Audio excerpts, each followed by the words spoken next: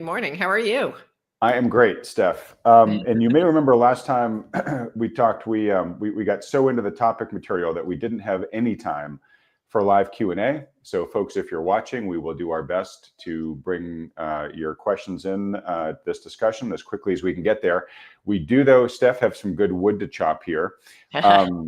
You pinged me the other day saying, hey, we're seeing some stats showing some real stress now in the student loan borrowers whose student loans have finally gone back into repayment. And the new Trump administration has said, hey, we mean business. You guys actually have to start paying this stuff back. This topic builds on a warning that was delivered by Anna Wong, chief economist for Bloomberg Economics, who I interviewed about a month ago or so. So I want to tie that in. But why don't we start here with student loans? And I guess with the big question, which is, how material is this? Because I have heard from some that they think that actually this time round, student loans might be the match that lights the fuse of the next credit crisis, or at least credit event. What are your thoughts? Well, I mean, I guess that as you know, and your audience knows, having listened to me, my broken record that I am, my primary concern has been on the corporate side. And while I've obviously been concerned about the elevated levels of credit card and auto loan delinquencies and the real clear stress, evident in the low end consumer. In fact, I think the average consumer is in recession and has been in recession for a long time. And we've gone through all of my data on that from real retail sales, et cetera, et cetera. So,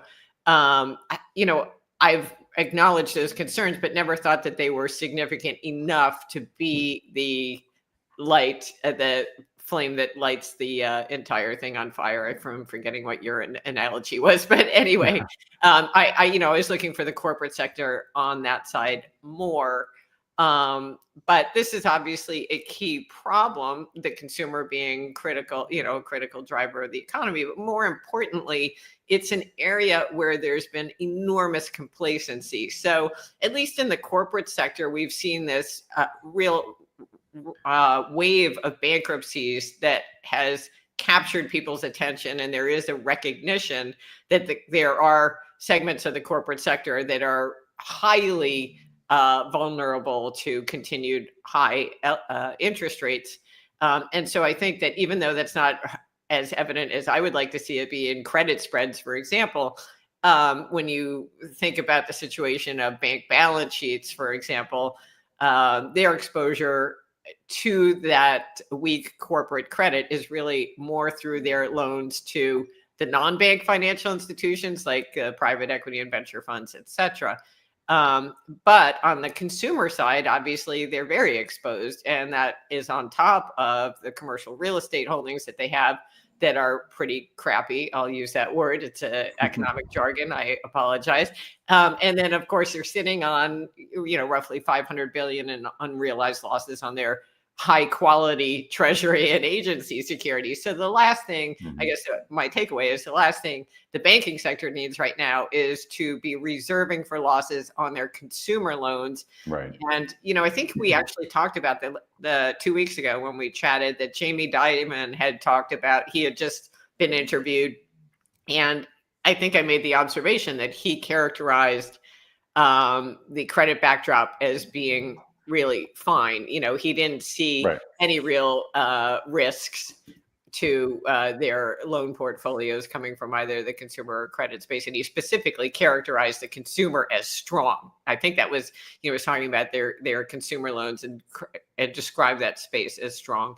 And so this is clearly going to be a wake-up call to the banking sector on that score. So I think that it's not necessarily that this might be the pin that breaks the bubble, for example, but I think it's just a compounding factor on a world of hurt that they're already kind of in denial of.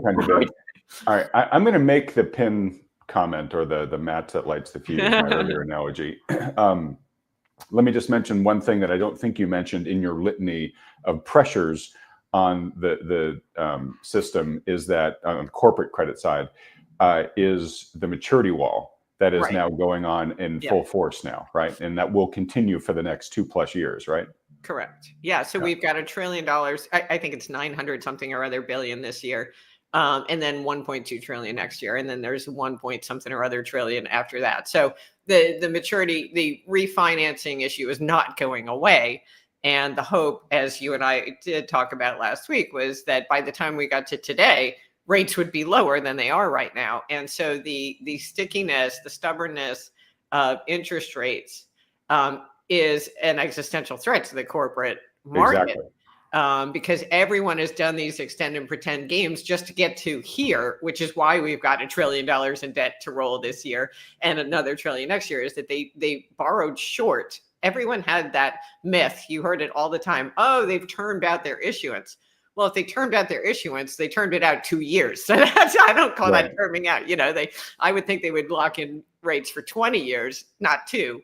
But they clearly were betting that at this point in the cycle, the Fed would have been cutting rates aggressively and the entire interest rate complex would be far lower than it is now. Right. So survive to 25 is now metastasizing into don't get eaten alive in 25, right? Yeah. That's well said. Yeah. And I think this consumer thing is, like I said, it's just a compounding problem on a already throbbing headache for financials, but also the non-bank financial sector to the extent they're, exposed to all of this. Right. So we've got this weight that's pulling down kind of the corporate side, as you're talking about here. So yes, any weakness in the consumer side is just a compounding.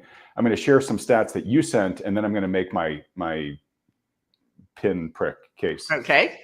So you sent, you forwarded me a Twitter post here. Yeah. And it's hard for me to screen share, but I'm just going to read it. 2.3 million borrowers just dropped into subprime, right? Meaning their credit scores were just revised below 600. 2.2 million lost 100 or more points in the past 3 months. 1 million lost 150 or more points. Some got hit for missing just $440 that they, quote, didn't know was due. 2.4 million would have qualified for cars, mortgages, and credit cards before the hit. Why do we care about all this? Because 63 billion in consumer spending could vanish from the economy. The student debt time bomb has gone off. Okay, so that's the context of why we're having this conversation, right? So, a lot of consumer spending may actually get constrained going forward because people either can't get the credit they need to spend, or their credit is now going up and they're spending more and more of their available budget on just servicing the debts they have, right? So that's the compounding factor that you were talking about. I'll take a beat and then I'll make my pinprick. So do you have any reaction to that? Well, what I was going to say is obviously to the extent that they're cutting their spending to service their debts, that is going to ricochet back to the corporate sector, which, this has been my concern, is that it's not just that interest rates are high, but they're high at a time when the earnings picture is deteriorating. So they're in a world of hurt because their debt service is going up. And not only aren't their earnings going up fast enough to catch up to it, but they're actually shrinking. But the other thing I would say is that there's going to be this reprioritization of debt payments. And that's what you're seeing here with the student loan thing, is that now they realize, okay, we got to pay these bills. And therefore, the credit card and auto loan delinquency rates, one presumes, are going to go far higher still. And maybe even you see some of the mortgage delinquencies start to pick up. And that's an area that heretofore hasn't really been elevated at all. People have been prioritizing paying their mortgages over credit cards and auto loans. And so some of this is going to, again, reverberate to the banking system, where all of the delinquency rates will start to rise above where Jamie Dimon et al. Imagined they would. And they're going to have to, boost loss reserves for losses, et cetera. So that will further crimp lending, which, then slows the entire engine down again. So this is my argue for the pin, or the match lighting the fuse, right? Is, we had the consumer remained surprisingly resilient through COVID. And a huge part of that was because, first they got direct stimulus, right? But then there were moratoria on all sorts of things. And the last one to lift was student loans, right? In fact, I think behaviorally, the data is pretty clear that people had long shifted their purchasing to just assume I'm not going to have to repay those bills, and I've basically upgraded, my lifestyle, because what I was going to pay in loans, I'm now using to pay for consumption. A lot of folks hoped that was eventually going to get forgiven, especially if the Harris administration had won. So here we are. These student loans are now going back into repayment. So we are seeing a massive spike in delinquencies in student loans. And Steph, I think you can see this chart, but the student loan delinquencies is the red, right? So you can see how it kind of plummeted to virtually near zero for the past several years because of those moratoria. But now that it's lifted, bang. And this is just the initial data, right? So I think we expect these delinquency rates to go up a lot higher. Now we're already beginning to see that contagion is spreading into other types of loans, right? So you can see auto loans are creeping up, credit card delinquencies are really moving there, and even mortgages here, you're beginning to see the trend reversal, right? We're in early stages of it, but to your point, we very well may see people starting to say, look, I can't pay all my debts now, so which ones am I going to pay? That's going to be the new going forward question. So Melody Wright, housing analyst, has been really banging this drum for a good while, but she's now seeing delinquency rates in the near term data, like the monthly data, that she hasn't seen since like the great financial crisis. So, TBD, we'll see more on this as the data unfolds, but we are essentially seeing this data contagion. Here is total balance of all consumer credit by delinquency status. And you can see the trend has reversed, right? So it is now picking back up here. So let me bring in what Anna Wong talked about. So she's really looking at student loan debts because she is worried about this contagion effect that we're talking about.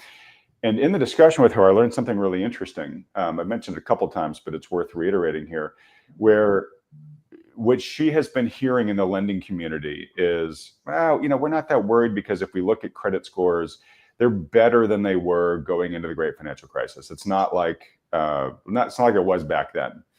And what she has observed is that just like in academia, where there has been great inflation, there's been great inflation in credit scores. And when you kind of back out that inflation to kind of come up with say a real credit score, she said they're about at what they were going into the GFC. And so she's saying, look, I think lenders are underappreciating credit risk of the people that they're lending to. Right. And right now, because of that, there's information asymmetry. The borrowers have a much stronger sense of their true credit risk, which is higher than the lenders expect. And so they've been going out there trying to borrow as much as they can while they can, right? So what she fears is going to happen is, as these people are now getting really pinched because they're having to pay their student loans, and a reminder for everybody, you can't discharge them in bankruptcy. You're going to have to pay them one way or the other. They're going to start defaulting on all other sorts of debts, and the banks are going to realize, whoa, wait a minute, these people were less creditworthy than we expected, right, and we're going to have to start reining in our credit lending. We're going to have to start tightening our lending standards. So the banks will be taking additional losses, which isn't good, and they will be tightening credit standards, which, as we talked about, is people can not afford to pay other things. They're just not going to be able to get the credit either, right? So this starts to build that vicious cycle. So that's kind of the argument for everything's been kind of held together until this last domino of these mandatory student loan repayments went back in. And then we might start to see this accelerating propagation. What's interesting about this is that it's a specific event. You can pinpoint, they restarted the student loan payments, and that's when all of this started to happen. It just makes sense. You knock over this domino and all the ones behind it are going to fall over. You're seeing a similar thing silently in the corporate space. I hate to keep bringing it back to that, but when you think about these private equity firms and the portfolio companies they own. I had a long chat with a client of mine who works for one of these funds, and he said when they talk about the leverage ratios for these individual companies, they're wildly understated because they're using EBIT numbers that are inflated.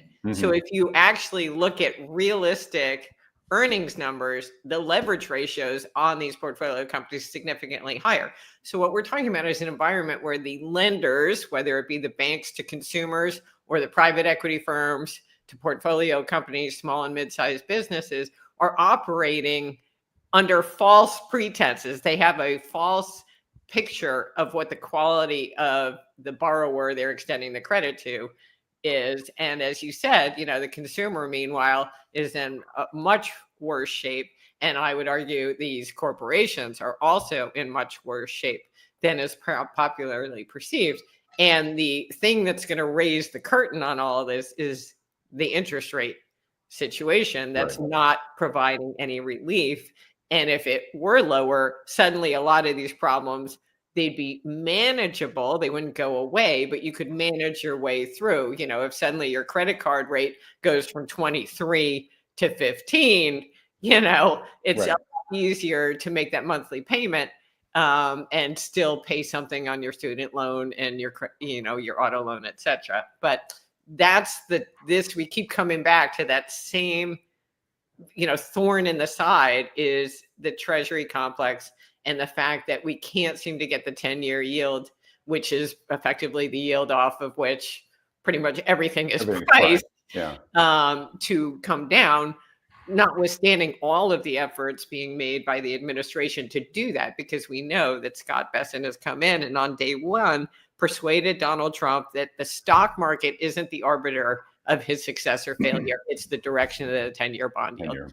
And they are watching that tick for tick. I have every confidence. So I just wrapped, not to plug the super terrific happy hour, but Grant and I just reunited for one of our podcasts and we were talking about this and we agreed that, what you're now seeing is that this 10-year yield is pretty much the tail wagging the dog of everything. All the markets and gold especially. But so that's really what it's going to come down to for these consumer borrowers, for the economy, for the PE firms, and pretty much the whole ball of wax. So, proving Carville's, statement that the bond market is more powerful than Yeah. All right. Well, look, why don't we get to bond yields? Because look, we just talked about a lot of things that are making the system more vulnerable. Rising bond yields only worsen the situation, right? So now we've got the tariffs, right, which may downstream produce some good trade deals and results for the American economy, but in the short term create a lot of uncertainty, right? So you have a lot of corporate CEOs that are kind of sitting on their hands because they don't know what's going to happen, right? So there's economic activity that is not happening right now that otherwise would, right? So there's going to be some lag effect from that. So that's not good. Looks like tariffs of some stripe are going to, be permanent, whether it's a flat 10% across everybody or, varying degrees based on countries, right? So probably prices are going to go up for consumers, right? It'll hopefully be a one-time price shock, but still, there will be some shock to consumer spending, right? So there's stuff going on there that, at least in the near term, just adds pressure, right? So now we also have the big beautiful bill, right? Which you can look at and you can make an argument that there's a lot in there that very well may spur growth in the economy, right? Not going to happen immediately, right? And there's a lot of fiscal spending still in it, right? I think that's probably the biggest criticism I've heard of it is just, hey, look, it's kind of politics as usual, right? Deficit's going to go up, debt's going to go up for the next couple of years. Elon Musk has said, I don't love it. I've been here trying to fight, fiscal spending with Doge, and I've been waiting for Congress to codify the stuff that we've already done. Congress isn't really acting quickly to codify, and we had big dreams of 2 trillion, and so far it's more like 160. But right, so I'd say there's probably a growing sense, true or not, right now, that Doge might not have the impact that folks thought, but also just that Washington, the spending blob may be winning here, right? And New York Fed President John Williams just said he's increasingly concerned of unanchored inflation risk. And what he's basically saying there is look, fiscal spending looks like it's going to continue, and the bond market's beginning to sound pretty worried that inflation pressures aren't going to moderate anytime soon, and therefore the direction of bond yields may continue to go higher as a result. So wrapping this all together, Steph, who knows? But you can make the argument here that relief on the 10-year side may not be coming anytime soon. In fact, I just interviewed Jim Bianco about this, and Jim is definitely saying, hey, we might be nostalgic for 5% bond yields in the not too distant future. Yeah. No, I mean, we were just talking about this as well. I think that the case for lower bond yields is a really challenging one to make, because the case for lower bond yields ostensibly would be the economy going into recession. Mm-hmm. But a recession is going to swell the budget deficit, is going to blow Doge savings out of the water. I mean, we'll add $500 billion in a heartbeat to the deficit, probably closer to $1 trillion if we went into recession. And I think for that reason, you're going to get to a point where weaker growth, slower growth brings bond yields down only so much. And then you cross a point where they start to move back higher again, because they start to price in the fiscal deterioration and the amount of issuance that will have to take place against a backdrop, as you and I have talked about forever, where our one-time creditors are running the other direction. Right. So I think that the interest rate relief is really the problem, and it's not going to be forthcoming. I happen to have a different take on the inflation component of that. I'm much less concerned about inflation for the reason we just went through, which is the consumer can barely pay their bills. So if the price of something that they can live without goes up because there are tariffs on it, they won't buy it, right. And what they'll do is maybe they'll have to pay more, basically food, energy, all the things they have to pay for are coming down, other than housing. Housing is the blaring exception to that rule. Yeah, but I would say hold my beer on that one, but it is not coming down yet. No. I agree. I think that you're going to start to see it. In fact, yesterday's Case-Shiller, I think, was the first decline in however long. So I think you will start to see that. But right now, I'll concede that it's just food and energy prices that are coming down, but that's crucially important.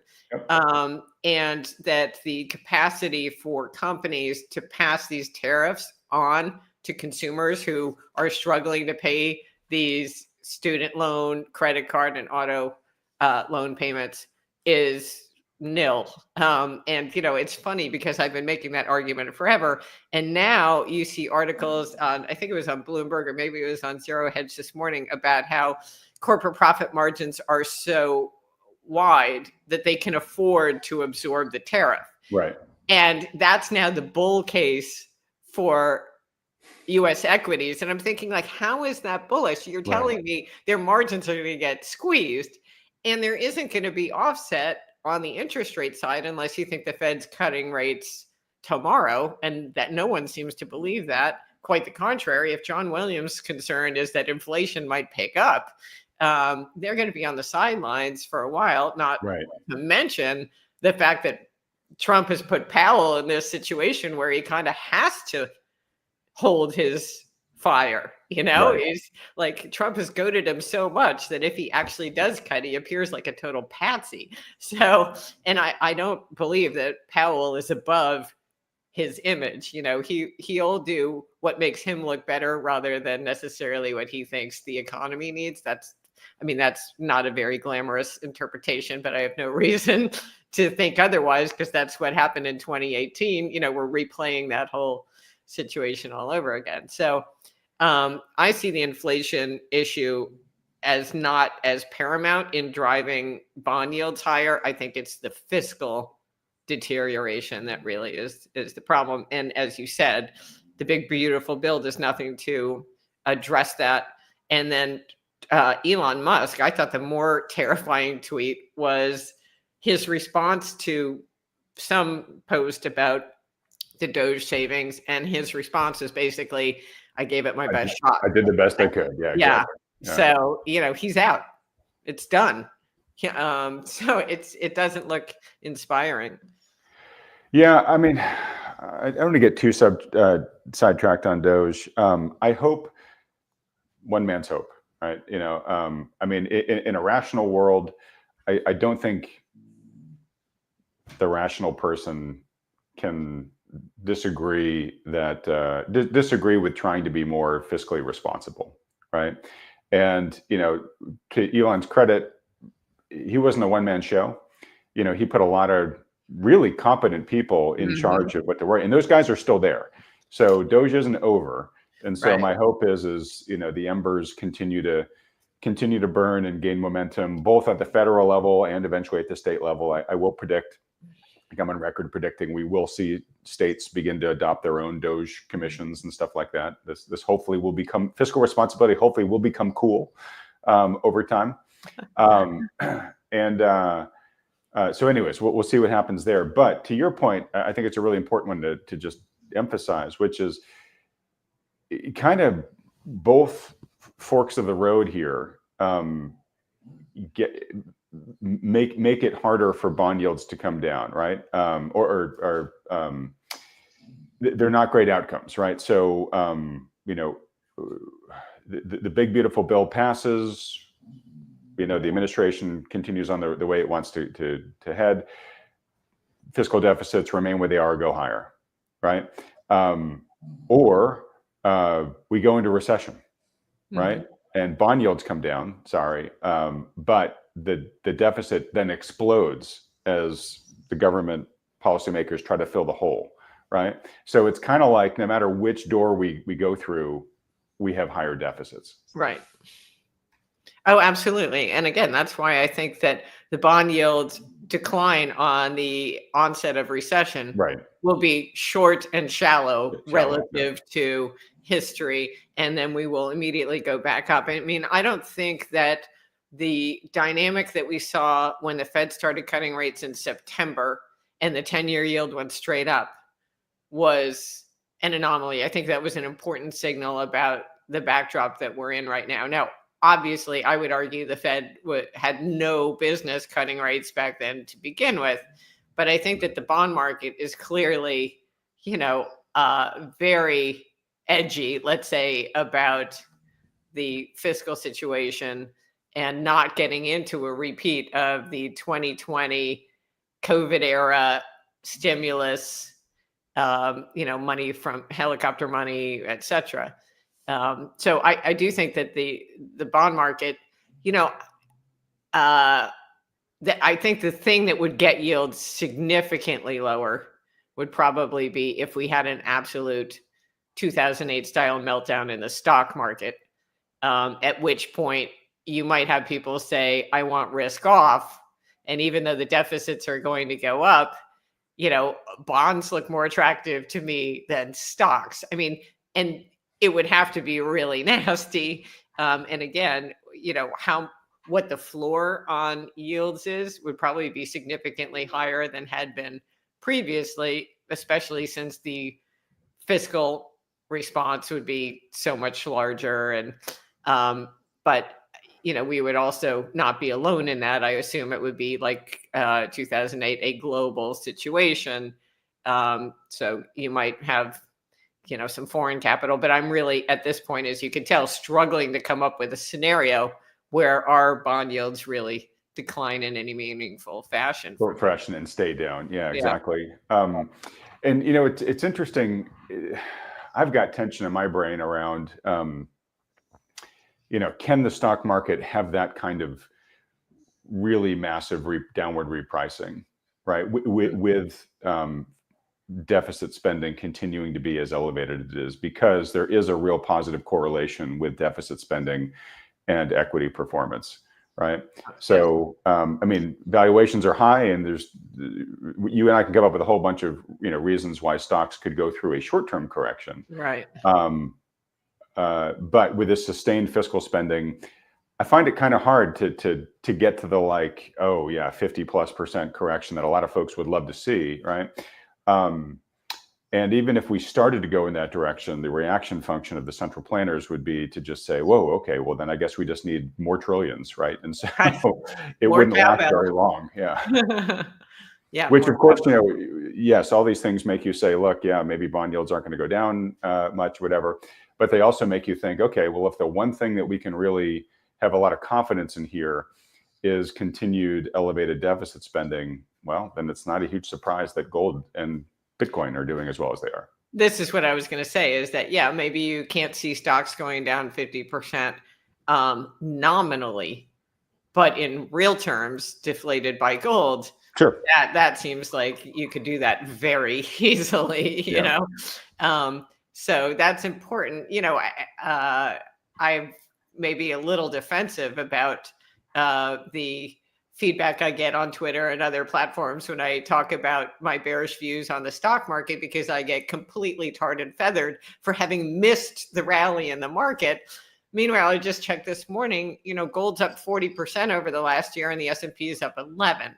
So, okay, I'm sorry I missed the 11% move in the S&P because I decided I'd prefer to own gold. But that's the thing, is like we live in a nominal society and people look at everything, their stock portfolios and the economic data in these nominal terms, and they don't adjust anything for what's happening to their purchasing power. Although it comes home to roost when you start to actually have to pay bills and you realize, you know, oh, I'm only getting, you know, I thought 5% return on my money market was great until inflation was 9, and then all of a sudden, it's not going as far as it was before. So, I think. Sorry. No, I was just going to say on this topic of gold, if I'm remembering correctly, I think last time, because we didn't have a chance to take audience Q&A, you threw out a little teaser saying that I think you said you were not only continuing to hold your gold positions, but that you had actually increased your exposure to the miners, I think, Yeah. and maybe if I heard correctly, junior miners? To the junior miners, yeah. Because, you know, I figured they were just a levered bet on gold. So if I think gold's going to go higher, I should position that. Also, they have so much catching up to do with the price of the bullion. I mean, if you look at just the gold miners, the GDX relative to the price of gold, I mean, it's barely started to move up off of multi-year extreme lows. So there's a lot of room for these stocks to move. I mean, they could easily double, and it would be, you know, with gold going nowhere from here. Right. So that's the case for them. But, you know, they're speculative, and the mining industry, the gold miners, are legendarily poor management. So you got to kind of hold your nose on that score and hope that the price of gold can overcome the abysmal management of these companies. But we're there, you know, at these numbers, and especially with oil going down, you know, their cost of production with oil going down is even, you know, even more compelling. I mean, I don't think you and I could dream up a better environment for mining stocks right now, right? Yeah. So I'm curious, with the junior miners, then, are you just trying to capture the beta? Are you just investing in a general fund that owns the sector? I just bought the GDXJ, which is the ETF for the junior miners. You know, I have a full-time job. I'm not going to sit here and analyze the individual companies. And I know they're probably all garbage, but I mean, they're not garbage. They're highly speculative. But I think that, again, just to square up with where the price of gold is, you know, it's much more compelling to me than buying Nvidia or any of the Mag 7s, or frankly, any S&P company that is trading at probably the highest valuations in quite a long time. It obviously depends on the company, but a lot of them are sporting valuations that we haven't seen since right before the global financial crisis, and some of them even back to the .com bubble heydays. So and some, I mean, I don't know exactly today, but in, you know, relatively recent history, on like a price to sales basis, even higher than Yes. .com. Make Scott McNeely's 10 times sales, epic Great. rant look quaint. Yeah. Yeah, absolutely. Also, Oh, sorry, go ahead. my sense is that gold will move higher from here. But in terms of a percent of move, I think the miners will move much higher. The issue for me, I would have owned the miners all along because I was so bullish on gold, but I figured it was going to take a breakout in gold to persuade people the miners were worth buying because they've got, they're so uniformly loathed that it was going to take a lot in terms of move of the underlying metal before people would hold their nose and buy the miners. And Right. that seems to be what happened. We had to get through 3,000, and that psychological threshold got people saying, all right, maybe these companies actually have a chance, So let me ask you a couple of questions relative to this. So the way I've analogized it, and the people who I interview who like really know the commodity space have validated this, so I feel good about it, is the precious metals complex is like a whip, and gold is the handle of the whip. So it moves first, but it moves least, right? Okay. And then the next part of the whip is the senior miners. Right. So they move faster and further. And then the higher part of the whip is the junior miners, and they move, they take longer, but they move even faster when they move, right? Yeah. So that's sort of what it seems like we're beginning to see now, right? Now, real quick, you talked about for the junior miners, you're capturing the beta, just owning GDXJ, which means you're going to own the good ones and you're going to own the garbage. For the senior miner exposure you have, are you also just going for the beta, just GDX, or are you buying some of the bigger brand names there? I mean, I own a couple of individual names, but mostly I've just, I owned them from a long time ago. So when I added the margin, I just buy the GDX. Okay. But I basically, I'm not someone who's trading my account actively. Your audience should know that. I barely ever I'm very content with gold as my, core position. And what happened is, as you know, I sold my house. So I had proceeds from that I had sitting there waiting for an opportunity to figure out where to buy. And when gold has a down day, I opportunistically go in and buy GDXJ or the GDX, depending on my mood that moment. So it's not like I'm sitting here saying, well, I want to own 27.5% of the junior miners. I'm trying to actually rebalance so that I'm not top heavy bullion and get it a little bit more equal weight between the bullion and the miners, which would be composed of both junior and senior, and probably in equal amounts for both of those. So it's not like I have some, great model that I'm developing here. I don't want to mislead your audience. I'm a macro analyst. I'm sitting here looking at consumer confidence numbers. I'm not analyzing gold miner balance sheets. So take my observations for what they're worth, which is basically nothing. Well, no. I appreciate you sharing it, and you're making kind of the case I make often here, which is that the precious metals sector is a highly volatile one, as you said earlier, right? It becomes much more volatile the smaller the company becomes, right? And there are a lot of dogs in there, even in the majors side of things. And so you really should do one of three things, in my opinion. You should either outsource it to a financial advisor who's experienced in investing in this stuff and just say, I want exposure to the precious metals. You figure out for me what's the right exposure for me and how those should be held. And I'm going to trust your expertise because you guys do this all the time, right? If you're going to invest yourself, you either have to really get smart and spend a lot of time following this space, which I think very, very few people are able to do, low single digits. If you still want to be real DIY about it, fine. I would recommend you follow one of these people who it's their whole job, right? They're these mining stock analysts. They call the company, they go tour the mines. They know everything about these companies. They're going to publish their lists. These are the top 15 companies, and I'm buying this one this week and selling this one and basically watch over the shoulder of a professional who does only this, right? Or you just say, look, and this is what you're doing, which I've done a lot too, which is, hey, I don't have the time to become an expert in this really complicated environment. I'm just going to go for the beta, right? I know from a macro perspective that the miners should do better in the over the long run than the metal. When the metal moves, the miners should move more because they're a leverage play on that. And I'm just going to own the whole sector, and I'm not going to worry about chasing risk on alpha. I'm just going to get beta. So you're doing the smart thing that works for you, and I totally get it. It looks like you woke Wilhelmina up from her nap. Oh, there she is. Hey, Wilhelmina. I'm sorry. Yeah. No, I mean, this is what works for me because, like I said, this is not my day job isn't managing money. My day job is trying to assess the macroeconomic backdrop and figure out in the broad sweep of things what the implications are for the markets and, various assets. And that's what consumes most of my time. And I don't want to have to sit here and sweat. Well, I bought, I have massive exposure to XYZ company, and I'm not sure, if they're going to miss on their earnings. That's down 28% on the day. Yeah. Right. For whatever random reason. Yeah. Yeah. So I think I'm diversified to the extent that I own a basket of gold miners. That's my my portfolio diversification.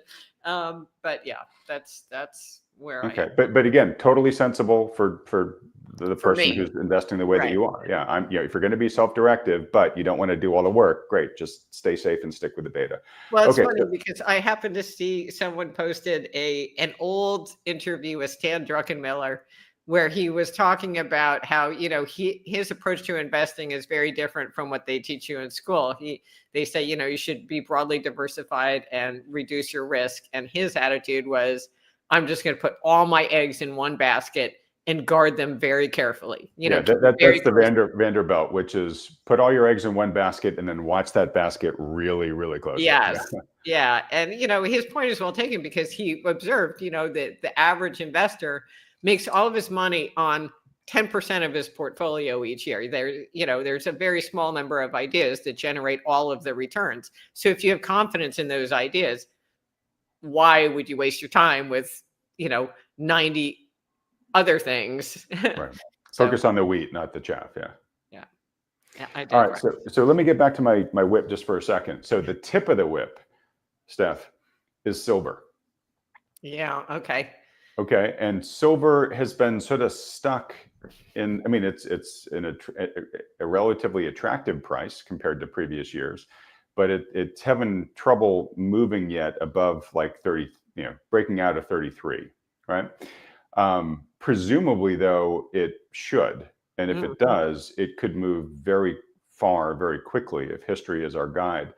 But I'm curious, what are your thoughts on silver? Is that something that you have in your exposure to that in your portfolio as well, beyond just the general mining exposure? Yeah, I do not. And it's not because I am not interested in silver. I don't think it can go up. I think it absolutely should. And that's another one where relative to gold, it looks like it should be substantially higher. And I've also read that the shortage of silver is probably even more egregious than the shortage of gold in terms certainly of above ground. Yeah. Availability for delivery. So if we saw something in the silver market, like we saw, right around the imposition of tariffs in gold, where there was this massive rush to take delivery of physical, that could be a precipitating event for silver to move much higher. But again, it's not something that I follow closely enough to really provide any great insight. So I'm sure you have a lot of people in your Rolodex who know a lot more on this topic than I do for sure. But I frankly think all of the precious metals are interesting here just because we're talking about, in my view, we're talking about an environment where it's not just the dollar that's at risk. All fiat currencies are going to be debased. I just don't see how we get out of this current global economic framework without a complete monetary reset. And that's a big topic for a much longer conversation. And it's one that you've had with many people, and we have touched on it here before. But that being my outlook, I think that any hard asset, but particularly precious metals, real estate, I'm a little disinclined for reasons that are probably unique to our particular situation here in the US right now. But I would say hard assets in general would be my preference in a environment where it seems like it's just a matter of time before we get into another one of these races to the bottom in terms of global currency debasement. Yeah, so there's two things I want to talk about with that. One is, again, one man's opinion, but I think you share it, Steph, and I know your cohort in crime, Grant Williams, thinks this way too, because we talked about it when I had Grant in the program a few weeks ago. The macro trend that I have the greatest confidence in is that the purchasing power of fiat currency is going to continue to diminish from here, and likely on an accelerated basis. You have 110 years of history at your back on that call. Yeah. So we can argue about what we think is going to happen with the debt or with the deficit or with tariffs or whatever, and I'll put all sorts of discount factors on those. But on the decline in purchasing power of fiat currency, right now I give it about 100% probability, right? Yeah. Yeah. So, when you have that much confidence, then yeah, you should really put your money literally where your mind is, right? So that was the first thing. Second thing is, in talking to Grant, Grant's a really big thinker. I look up to Grant. He does what I do, but I definitely will be the first in line to say he's the gold standard. He does a great job at this, and has been doing it a lot longer than me. And what I took away from my last conversation with Grant was this appreciation that he had for, hey, the change that we're going through right now. Grant's familiar with the fourth turning and all these different sort of secular transitions that societies go through. He's like, this one's like a 1 in 100 year type of transition. This is not your garden variety one. And the big takeaway that I took from his counsel was, just don't be certain about anything. Mm-hmm. Like this is kind of like how Michael Every, talks about how mercantilism really ruled the world for centuries, and globalization, that was the aberration. We happen to grow up in it, so we think it was the normal, but it really wasn't, and that period is quickly ending.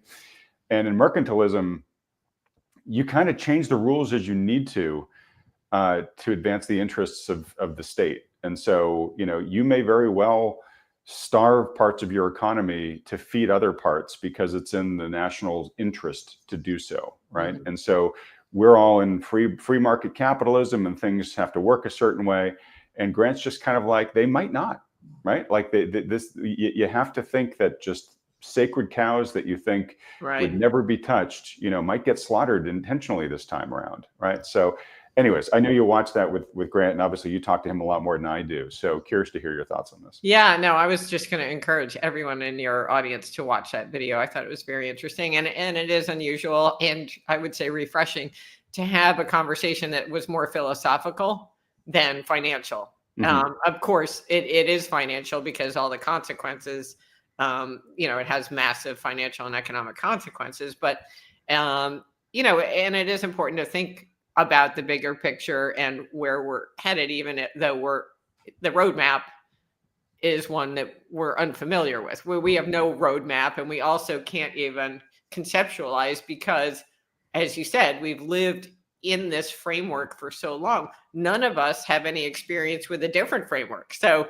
trying to get your head around the idea that the system in which we've operated is going to be totally different, it's impossible. It's like, I hate to use the word, but it's a little mental masturbation because you just not, it's interesting, but also not necessarily productive in terms of trying to figure out where you're going to go tomorrow.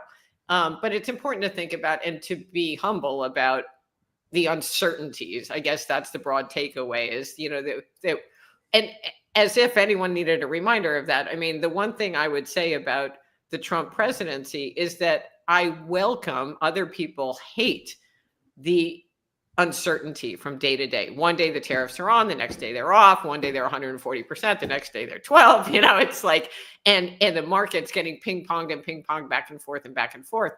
And I happen to relish it because I feel like we lived in this fabricated environment where interest rates were repressed and everything was handed to them on a silver platter.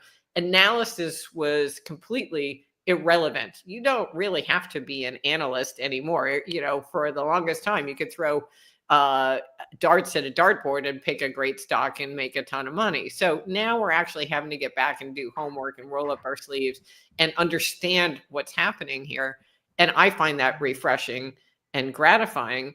But the one thing I would say specifically about the conversation that struck me, obviously, as an American, the notion that the institution that's going to be torn down is the U.S. Constitution, I immediately, recoiled it.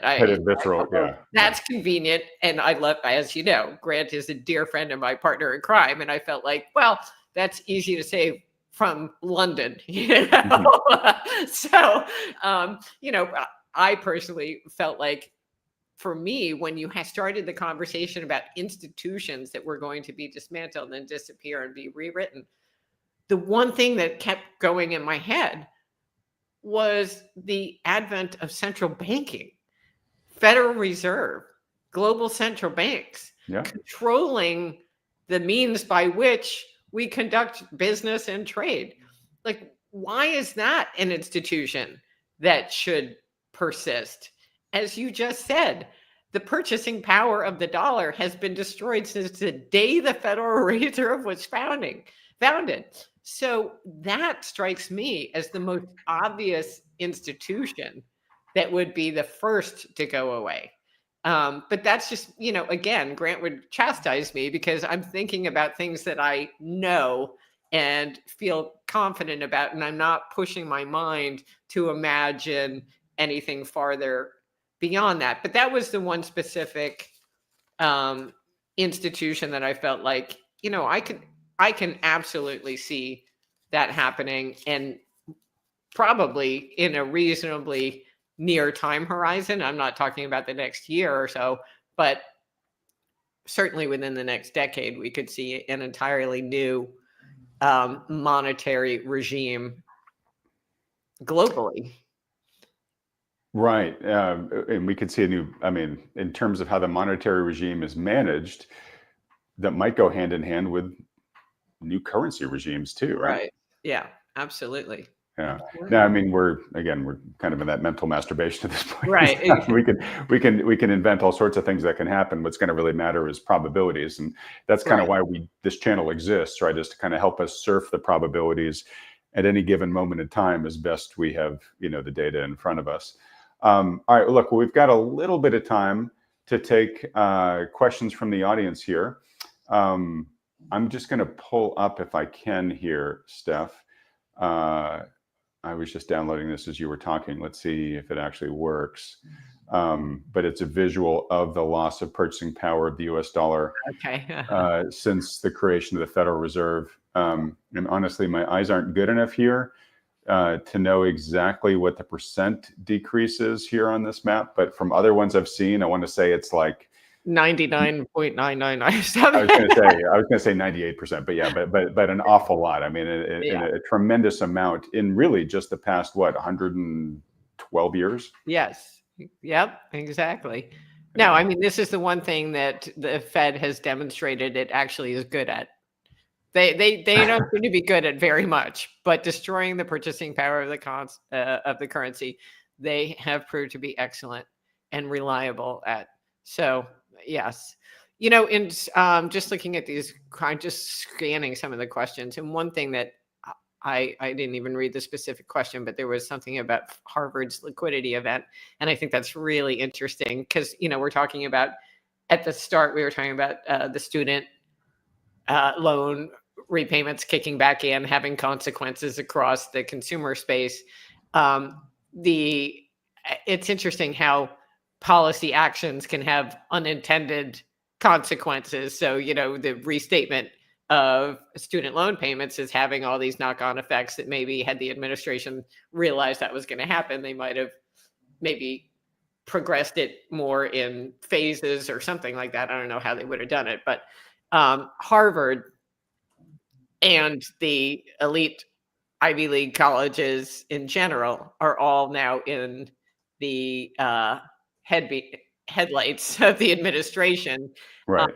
At a time when, I don't know if you saw this Ackman clip. Bill Ackman was interviewed, and he was talking about this issue where Harvard has been kind of cherry picked by the administration as being a target, and they pulled the federal funding. And he went through the numbers of Harvard's endowment, and it's a 4-minute clip. If you can find it on the internet, you should look at it. But I'll summarize it. He basically said that of the $53 billion endowment that Harvard has, 85% of that money is in illiquid alternative assets. Yeah. 85%. Private equity, venture funds, et cetera, real estate, what have you. And that the marks on that 85% of their portfolio are probably inflated by a magnitude of about 40%. That was his conservative kind of general number, was, yeah, you'd mark them down 40% across the board.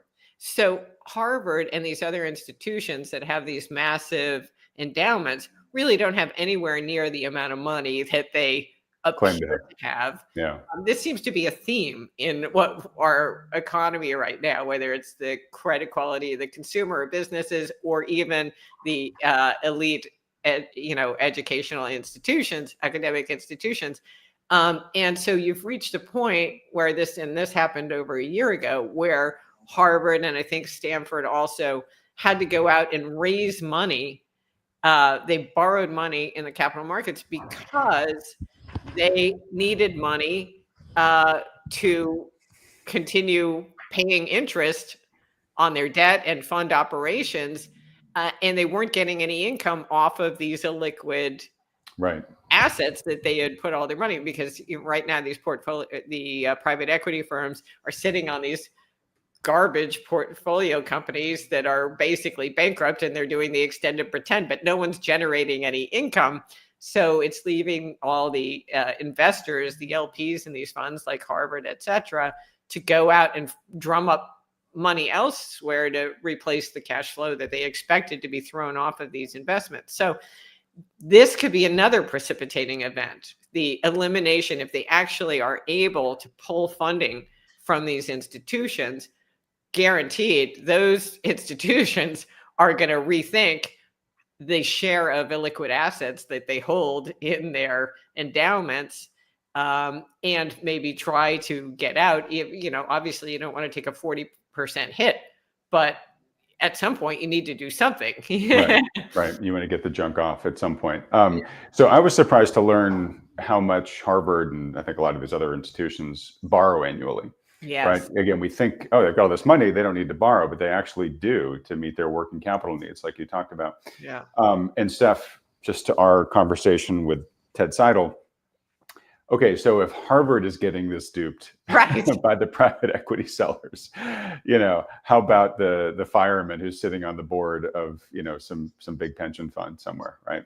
Yeah, absolutely. And what's happening too is, this is all opaque because the private equity, everything's behind the curtain. But what's happening is that the big players now they call this creditor on creditor violence, where the people who have lended to those seeded those portfolio companies, now that they're doing these extend and pretend games, and the companies are coming back and saying, we still need more money.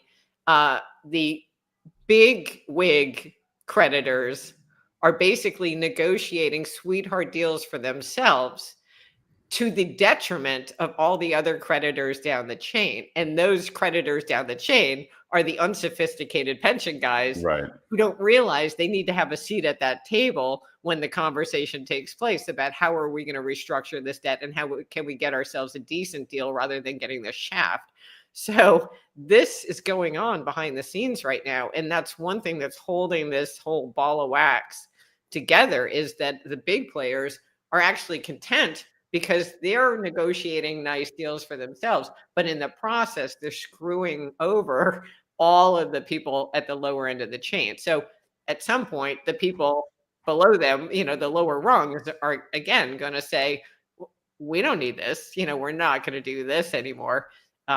We want out, or we need out, as the case may be. So I think, I hate to try to forecast direction and time, because God knows I've been predicting this corporate credit bust for long enough, but things are getting very dicey in that space. And when Bill Ackman comes out and says, everything deserves a 40% haircut. I think it's time to sit up and take notes. Yeah. All right. Well, look, we're at the hour. If you don't mind, Steph, let's go just a few minutes over, do a little bit of lightning round on some of these questions. We got one here, request from Eclair Trio. Please send the link to Grant's discussion. Folks have already put that in the live chat, so you can find it there. A lot of these questions, Steph, we could talk for a full hour on, so we're just going to have to give our top level answers and then move on. This is a great one, though. Is college a worthwhile investment? And I've talked about this a lot in past videos, but would love to hear your general thoughts. Well, my college experience is more like Animal House, so I don't know. Oh my God. I'll tell you, I guess from my standpoint, I would say, well, college is a great investment in terms of developing social skills and interacting with people and, finally being on your own. It's your first time, or at least it was for me when I was out of the house from under my parents, and you're kind of coming into your own. And so less from an academic standpoint than from all of the life experiences and friendships that you form, etc. From an academic standpoint, I'll confess that I learned much more in high school than I learned in college. And that's not a slight necessarily on where I went to college. I happened to be fortunate to go to a public high school that was phenomenal. And I did a lot of extra, I did like the Great Books program, and I went to summer school at Harvard, ironically enough, and Exeter summer. So I got a great additional academic boost in high school. And then when I got to college, I was like, I'm here to party. So I basically did that. But, I'm being facetious. I know the bigger question is it worth paying that kind of tuition when you graduate and you don't know if you're going to get a job that really pays in the long run for all the money you spent? And I think it depends on what you want to do with your life. If you go to college and you're going to major in gender studies, no, I don't think that's a worthwhile investment. But if you want to be on a rocket ship, Elon's rocket ship to Mars, then I think, going to a school that has a great physics program or, it depends on what you want to do with your life and where you see yourself. But, right now, it's a question. Whereas when I was growing up, it wasn't a question. Yeah. College was always a worthwhile investment. And now, both the quality of the education and the availability of jobs after is challenging. I mean, right. I'd be curious. And you put the outrageous cost in there too. And yeah. Right. Exactly. I mean, what is your answer to that question? So I've been on record for years saying that for the average student, I think college is a negative ROI investment economically. And it doesn't mean I'm anti-college. I'm very pro-education. I think a lot of times education can be received in different formats. It doesn't necessarily mean going to a place where you sit in the classroom for 4 years and have a bunch of things spoken at you. Right. For some studies, absolutely. But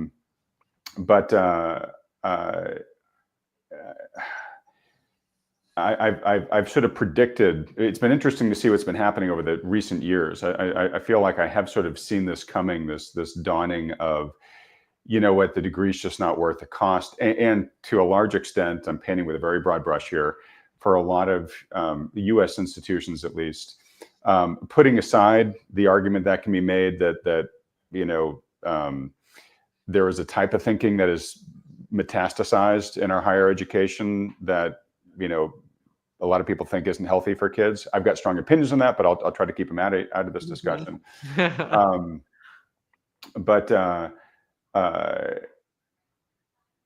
College has largely kind of become, an extended adolescence and more like a daycare where folks focus much more on the social stuff, and right. They end up with a piece of paper and say, "Oh gosh, what do I do now?" Right? And for those that are finding themselves in debt, potentially deeply in debt for that, very damaging to their future prospects. and I don't have too much, I don't have enough time to really get into it, but I've sort of predicted things that we're seeing right now where Peter Thiel, like, have you seen his foundation that he's recently announced, where basically says, if you just want to go straight from high school into some of my businesses, we can make that happen. It's basically an apprentice program. And I think we're going to see a lot more, sort of non-traditional, or maybe what used to be really traditional pathways like that come back to the forefront as, more and more, I think kids wake up to this and are making the decision, okay, do I go to this college and graduate with X amount of debt with a lot of uncertainty, or do I take this much more practical path, right? So again, this is a discussion to do justice. We probably need a full hour for, but You know who you need to get on is Mike Rowe. Mike Rowe, I have been trying. Really? I have been desperately trying. Yep. When you get him, give him my phone number, will you? Okay. Well, if anybody watching has any inroads to Mike Rowe, Right. the Mike Rowe Works Foundation, please, Oh my God. please pull them for us. We actually got one comment here that said we should make the next biweekly conversation all about my stories from college. Okay, I'm totally down with that. I don't think that's a good idea at all. I can't wait to hear about Stephanie's ill-spent youth. Obviously paid off later in life. All right, Steph, here's one which will probably be pretty quick. Tabitha asks, did you sell your house because you think the housing market had topped out and was going to head downwards? Well, not initially. I mean, I sold my house just because I bit off more than I could chew. So it was a beautiful property, by the way, thank folks. I had a you. chance to visit it briefly and to get to meet Wilhelmina. Stephanie had a very beautiful place there. Thank you so much. Yeah, it was it was a beautiful house, but I didn't need to live in a 2-story house with the pool and a yard and all of that. I'm actually fairly simple. I like to live a simple life. So didn't need that. But also I did want to beat what I thought was going to be the top in the market. I'm in the Palm Beach area, so we are seeing construction down here that is just beyond. I mean, it's just cranes everywhere. So at some point, once all of this is topped off, there is going to be a come to Jesus in terms of price.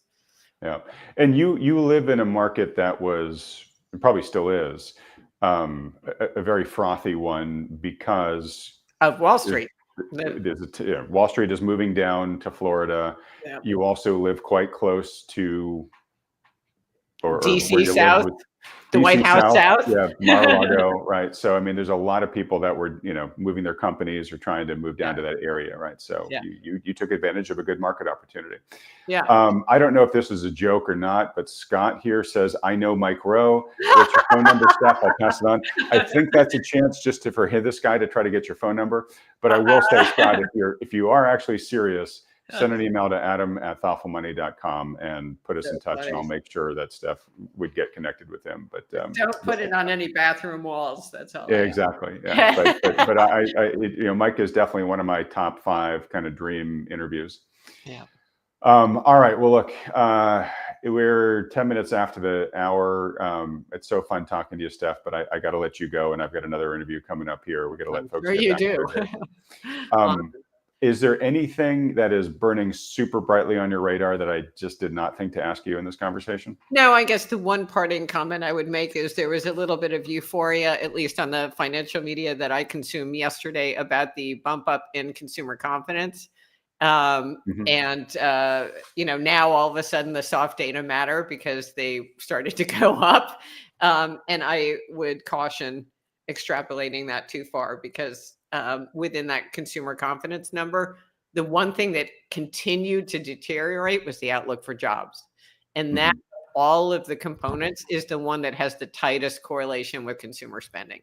Yeah. So that comment seemed to be conspicuously absent from the analysis that I saw. But so I'll just throw that out there. Leave it to me to end a very cheerful conversation on a Debbie Downer note. No, not at all. Not at all. And it's good because you're reminding me of a few resources I want to make sure folks are aware of. I actually was just tweeting about this over the weekend, Steph, similar point that you just made. And so, folks, if you have not yet read Thoughtful Money's Layoff Survival Guide, if you work for a paycheck, right? If at the end of the day, someone else controls your employment, Highly recommend you read this and read it now, because there's a lot in there about things you can do today to reduce your vulnerability to becoming victim of a layoff. And then there's stuff in there that if you actually do get laid off, there's stuff you definitely should do right away when you get laid off. And that's also in this guide. This guide's totally free. So if you yourself work for a paycheck, or you've got family and friends who do, share this liberally. Also, if you aren't yet experienced investor in the precious metal space, when Steph and I were talking about this earlier, Steph, I forgot to mention our gold buying and storage guide. This is just a primer. It just walks people through all the different options when they make sense. So folks, if you haven't read that guide yet as well, you can go get it there at thoughtfulmoney.com/gold. If you're listening to the audio, sorry, the layoff guide is thoughtfulmoney.com/layoffs. But both of those are free. All right. Now, another free resource is if you want to follow Stephanie in between her biweekly appearances here, you can visit her here on X, right? That's your handle there, Steph, That's right? me. I believe so. All right. At S Pomboy, for those of you listening on the audio. And if you want to follow Stephanie's work more closely and become a subscriber to her services, they should go here, right, Steph, to macromavens.com? Yeah, and you can read some sample reports and learn about what you get and all that stuff. All right, great, folks. Obviously, this is thoughtfulmoney.com. If you want some help in figuring out how to navigate the economic future that may lie ahead, especially if it's as rocky as Stephanie thinks it might be, feel free to schedule a free consultation with one of the financial advisors that Thoughtful Money endorses. These are the firms you see with me on this channel week in and week out. To do that, just fill out the short form right there at that URL, thoughtfulmoney.com. These are totally free. There's no commitment to work with these firms. It's just a service that they offer. And then lastly, if you enjoy these bi-weekly sessions with Steph, please let her know so she'll keep on doing them by hitting the like button and then clicking the subscribe button below, as well as that little bell icon right next to it. And if you can also leave Steph a nice little comment either in the live chat or in the comment section below the video, that would be very nice for her as well. Steph, these continue to be a lot of fun. I very much look forward to them every 2 weeks, as I know the audience does too. Thank you for continuing being willing to do this. Thank you. Or thanks for having me. It's a privilege. All right. And thanks to Wilhelmina for joining us in the flesh today. Well, looks like she's back asleep. But... she's back. It's been a rough morning for her. She's done nothing but sleep. So poor girl. Back to bed. I'm sure Bodega in Boston are doing the same thing, aren't they? Oh, you're so good to remember. Yeah. They're probably sleeping a little bit, but I'm guessing they're hunting around for something to eat, or maybe they're waiting to go jump in the pool. Well, I'm sure it's getting pretty warm out here, so they're in their warm lab coats. They're really enjoying cooling off. Oh, amazing. So fun. Well, enjoy. All right. Thanks, Steph. And everybody else, thanks so much for watching.